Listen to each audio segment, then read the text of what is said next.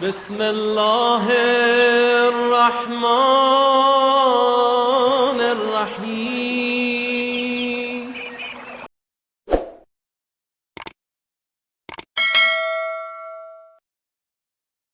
مقدس اردبیلی، اتنے عظیم عالم کا میں نے نام لیا کہ میں تو اگر کسی کو مقدس کہوں تو میرے اس جملے کی حیثیت کیا ہے، لیکن یہ وہ عظیم مرجع کہ ہمارے مراجع کرام جن کی ہم تقلید کرتے ہیں، چاہے وہ سید سیستانی ہو، چاہے آغائے محسن الحکیم ہو، چاہے آغائے خوئی، وہ جب ان کا تذکرہ کرتے ہیں ان کا نام نہیں لکھتے۔ قال المقدس، مقدس نے یہ کہا۔ جب یہ آ جائے مقدس نے کہا ہے تو اس سے مراد صرف ایک شخصیت، وہ مقدس اردبیلی جو مولا کے حرم میں دفن ہے۔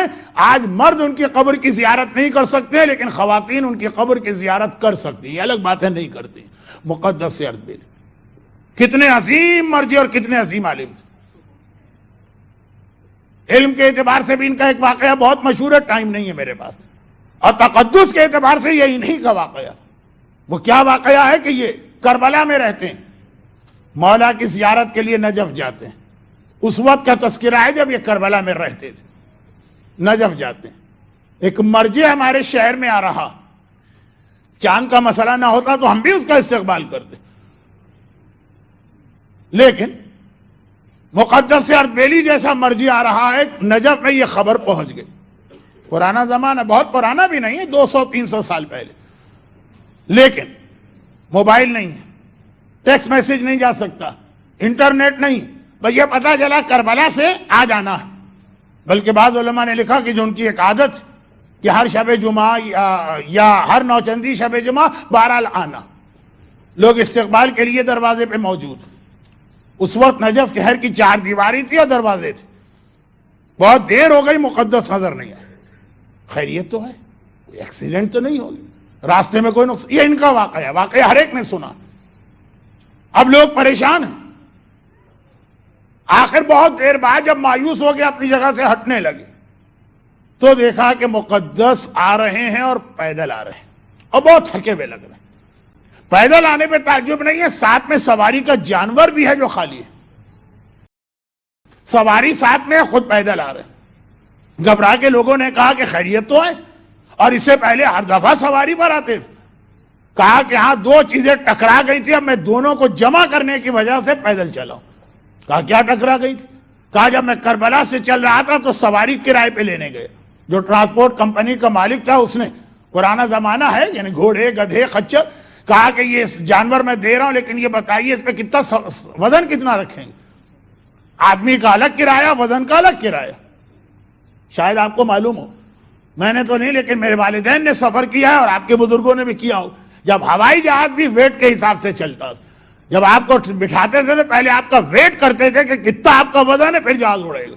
آج بھی ہیلی کاپٹر کا یہی اصول ہے۔ تو اب سواری کے جانور ہیں، کہا وزن کیا، کون سا وہاں رہنے جا رہا ہوں، جاؤں گا زیارت کروں گا واپس آ جاؤں گا، اسی طرح جا رہا ہوں، تیار ہو کے آیا ہوں، اسی طرح واپس آؤں۔ سر سے پیر تک دیکھا، اچھا کچھ نہیں۔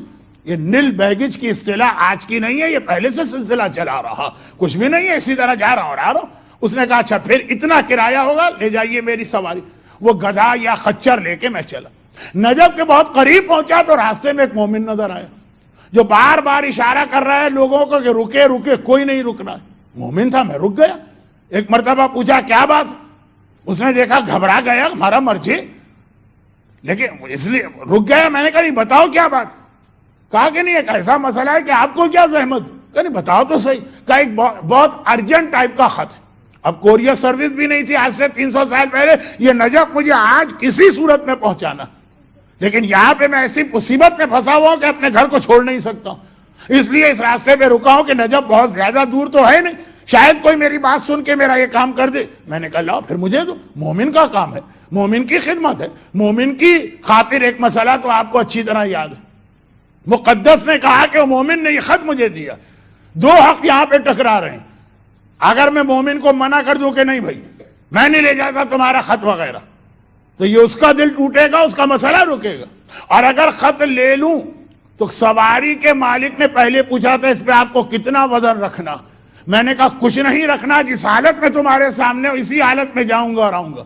اگر یہ لفافہ یہ انوالپ لے کر میں بیٹھ گیا تو وہ جو کرایہ میں نے دیا اور جو مالک سے میرا وعدہ ہوا یہ اس کی خلاف ورزی ہو جائے گی. خط نہیں لیتا ہوں تو مومن کا حق ٹوٹے گا, خط لے لیتا ہوں تو سواری کے مالک سے کیا ہوا ایگریمنٹ ٹوٹ جائے گا. دونوں کو جمع کرنے کا ایک ہی طریقہ ہے, خط لے بھی لیا لیکن اس کے بعد اس کی سواری پہ نہیں بیٹھا, سارا فاصلہ پیدل طے کر کے میں اس نجف میں آیا ہوں. وہاں تو اتنی احتیاط, یہاں ملین درہم اور 2 ملین درہم کوئی کسی کا ڈکار جائے. ویسے ذرا سے کھانے پینے میں احتیاطی ہو جائے, مولانا معدے میں درد ہو رہا, کوئی لکڑ ہضم پتھر ہضم ٹائپ کی کوئی دوا ہے, کوئی یہ کوک ووک پی لیں گے تو یہ کھٹی ڈکاریں آنا بند ہو جائیں گے. لیکن حق مومن کے بارے میں معدہ اتنا طاقتور ہے. کسی کی جائیداد غصب کر لی, کسی کا مکان غصب کر لیا, کسی کا بزنس غصب کر لیا, کسی کے پیسے لے کے واپس نہیں کیے اور مومن کو احساس تک نہیں ہوتا. مقدس بھی اسی امام معصوم کے ماننے والے ہیں, ہم بھی اسی امام معصوم کے ماننے والے ہیں. وہ ایک لفافے کے بارے میں سواری کے مالک کا حق ضائع ہونے سے ڈر رہے ہیں. ہم تو پوری سواری ہی غائب کر دیں, پتا چلے کہ گھوڑا ملا پھر مالک کو واپس گھوڑا نہ ملے. تو اب مقدس سے اردبیلی اتنا عظیم عالم, اتنا عظیم عالم, اور اللہ کی رتبہ اسی بات پہ ملتا ہے. نماز شب کے لیے نجف کے صحن میں گئے.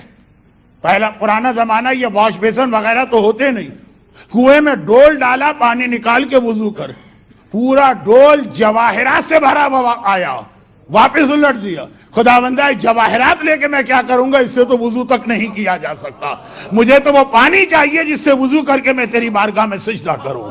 یہ ہے مقدس اردبیلی کا رتبہ, یہ مقدس اردبیلی. اتنے مقدس اور اتنے مولائی کربلا میں جب رہتے تھے اور بعد میں جب کبھی زیارت میں جاتے, بھئی انسان کی ضروریات میں ایک ٹوائلٹ یا واش روم جانا بھی, جب کربلا میں رہتے تھے تب بھی کربلا سے 12 فرسخ دور جاتے تھے اور اس کے بعد ضروریات پوری کر کے واپس آتے تھے. ہم 1 ہفتے یا 5 دن کربلا میں قیام میں اس کو نہیں نبھا سکتے. انہوں نے کتنے سال گزارے, کہا کیوں, کہا یہ مقدس سرزمین, اس پہ آقا کے گھر والوں کا خون بہا. اور پرانی جب یہ جنگ کربلا ہوئی اس کے بعد 12 فرسخ تک شہر کربلا تھا, میں ڈرتا اور گھبراتا ہوں, پتہ نہیں کون سے شہید کا کون سا خون کہاں پہ گرا ہوگا. تو جو کربلا کا باہر کا میدان ہے وہاں تک جاتا اور پھر واپس آتا ہوں. مولائی کتنے, بڑے سے بڑا مولائی بھی مجھے اس معیار پہ پورا اترتا آج نظر نہیں آتا. 3 دن اس ٹائم, 5 دن سے زیادہ کربلا میں آج کل کون ٹھہرتا. عبادت گزار اتنے ہیں, حق مومن کا خیال کرنے والے اتنے ہیں. مرنے کے بعد لوگوں نے خواب میں دیکھا, اسی عام آدمی نے نہیں دیکھا. جیسے سید سیستانی کو خواب میں آغا خوئی آئے, یعنی ان کے بعد جو مرجے بنے جو انہی کے شاگرد تھے. مرجے کے بعد مرجے کا بیٹا مرجے نہیں بنتا, یہ پیری مریدی نہیں, یہ علم کا میدان ہے. جو علم میں زیادہ ہے وہ مرجے بنے گا. انہی کے شاگرد خواب میں دیکھا امیر علام, اور بڑی اچھی حالت میں دیکھا اپنے استاد کو. وہ تو پہلے ہی سے پتا تھا کہ اچھی حالت میں ہوں گے, مگر ایک مرتبہ کہا کہ اے مقدس, اتنا بہتر آپ کا رتبہ, ساری زندگی آپ کے اعمال کی اللہ نے بہترین جزا دی. اس وقت بھی نجف میں کھڑے نظر آئے مقدس. بھئی مرنے کے بعد تو آدمی جنت میں پہنچ جاتا ہے, چاہے وہ وادی السلام والی جنت. تو یہ نجف میں روزے میں کیوں کھڑے نظر آئے, اس لیے دونوں ایک ہی بات. جنت علی کے روزے کا نام ہے, علی کا روزہ جنت ہے, ایک ہی چیز ہے, کوئی فرق ہی نہیں ہے.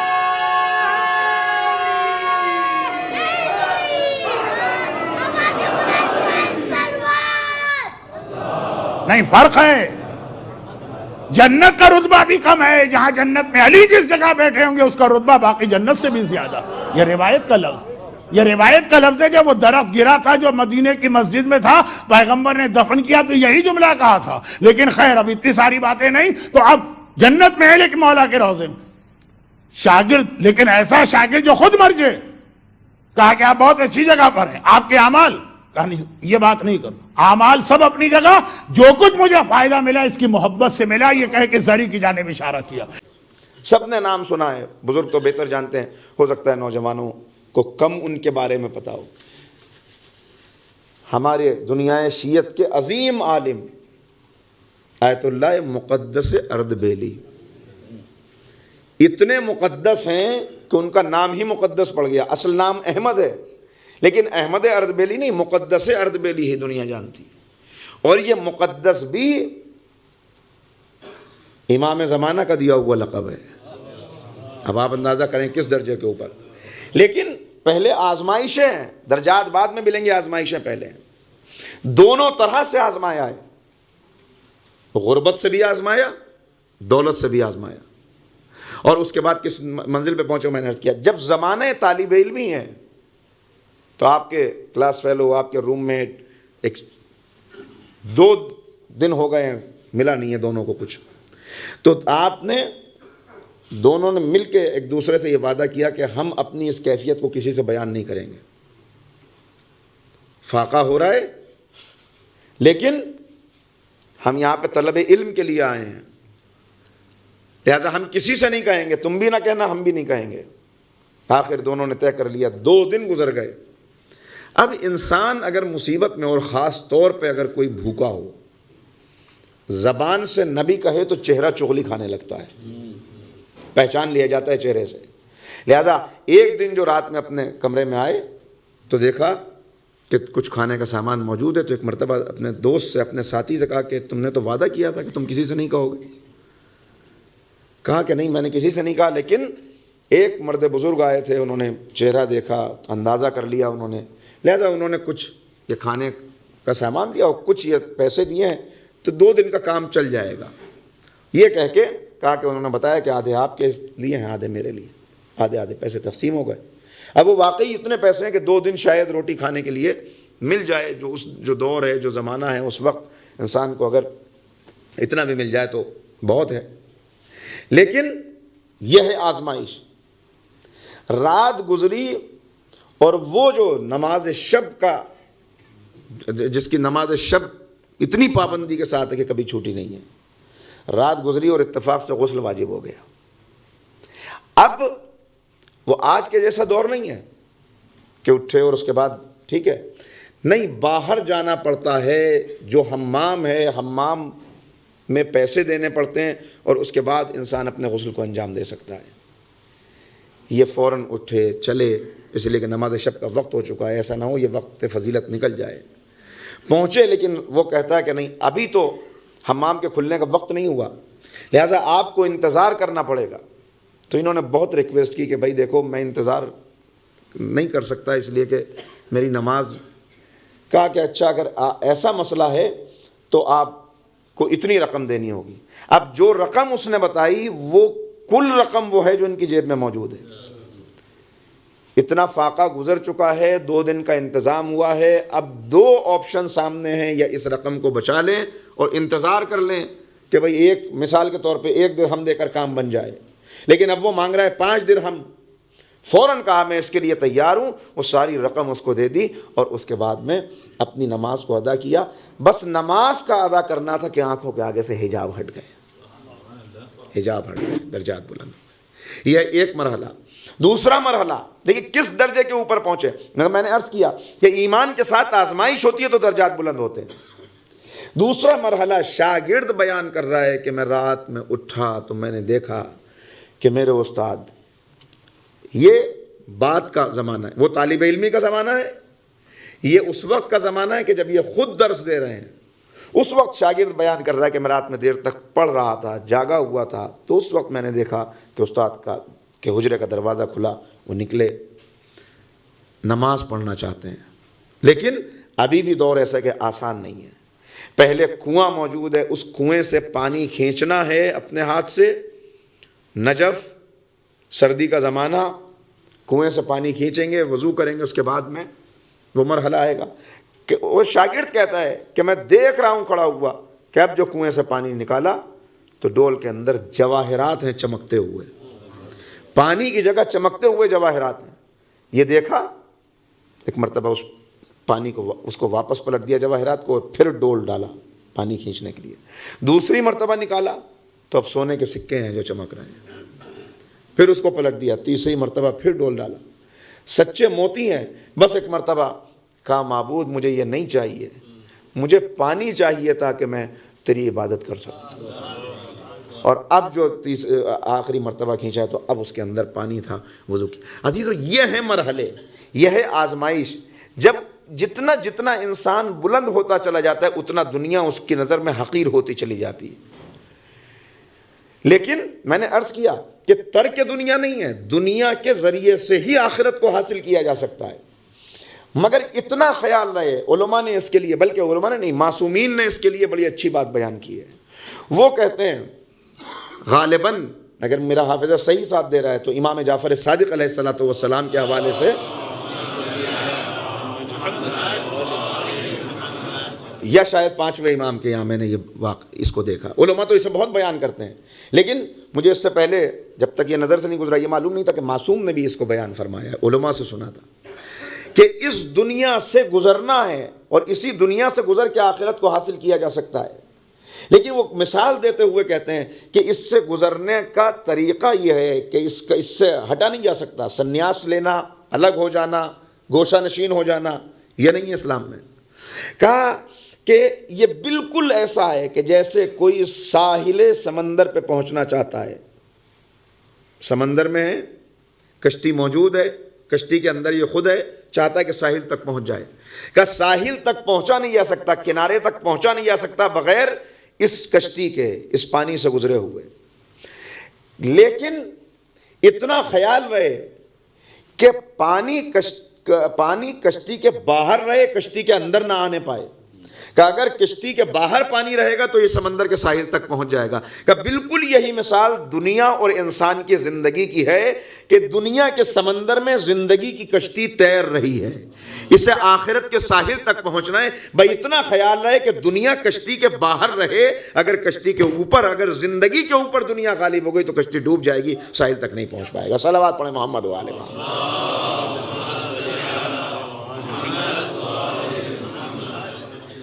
تو یہ آزمائش ہے، ان آزمائشوں سے گزرے تو اب کس منزل تک پہنچے، بس یہ عرض کرتا ہوں، اب اس منزل تک پہنچے کہ اب پھر یہاں پر بہت سارے واقعات ہیں آپ کی زندگی کے، لیکن اب اور ذرا سا بات کی زندگی کا واقعہ ہے۔ میں نے پہلا دور عرض کیا طالب علمی کا، اس کے بعد اب استاد ہیں، اب اس کے بعد ذرا اور آگے درجہ پہنچ چکا ہے، اب یہ منزل وہ ہے کہ اب یہاں پہ راوی بیان کرتا ہے، منقول ہے کہ وہ کہتا ہے کہ رات کا 3 پہر تھا، میں نے دیکھا کہ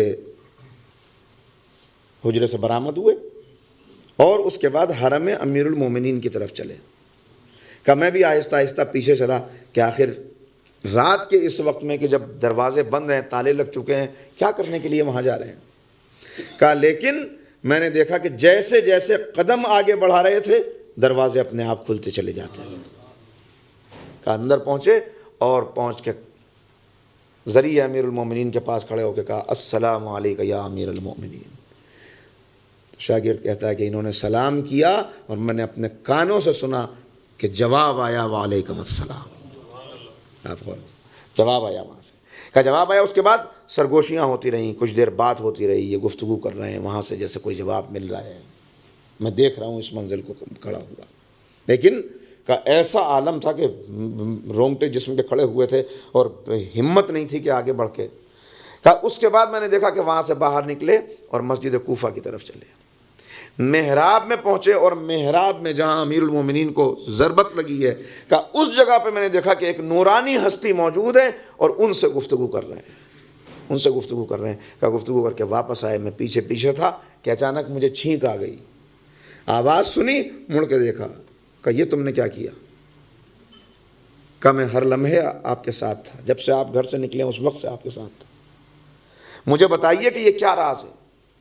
دروازے خود بخود کھل گئے، آپ پہنچ گئے، کس سے بات کر رہے تھے؟ کہا کہ ایک شرط ہے کہ تم میری زندگی میں کسی سے یہ واقعہ بیان نہیں کرو گے، یہ میرا راز ہے، یہ میری امانت ہے، زندگی میں بیان نہ کرنا۔ دیکھیے ان آزمائشوں سے گزرے تو درجہ کتنا بلند ہوا۔ کہا جب مجھے کوئی مشکل پیش آتی ہے، جب مجھے کوئی مسئلہ پیش آتا ہے، جب میں مطالعہ کرتے ہوئے کسی بات میں الجھ جاتا ہوں تو امیر المومنین کی خدمت میں حاضر ہو جاتا ہوں، مولا کو جا کے سلام کرتا ہوں، وہاں سے جواب سلام آتا ہے۔ ارے کائنات کے مشکل کشا ہیں جو غیروں کی مشکل حل کرتے ہیں، کیا اپنوں کی مشکل حل نہیں کریں گے؟ وہاں سے جواب ملتا ہے اور میرے مسئلے کا حل ہو جاتا ہے، کسی بھی طرح سے، کبھی الہام ہو جاتا ہے، کبھی مجھے میرا مسئلہ حل ہو جاتا ہے۔ کہ لیکن آج جب میں وہاں پہ گیا، میں نے سلام کیا تو امام کا جواب سلام آیا، اور اس کے بعد امام نے کہا کہ آج مسجد کوفہ میں جاؤ تمہارے وقت کا امام محراب مسجد میں موجود ہے، اپنے مسئلے کو اپنے وقت کے امام سے دریافت کرو۔ صلوات پڑھ دے محمد و آل محمد۔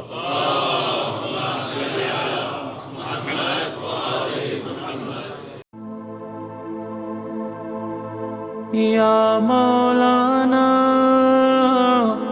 یا صاحب الزمان، الغوث الغوث الغوث، ادرکنی ادرکنی ادرکنی، الساعة الساعة الساعة، العجل العجل العجل۔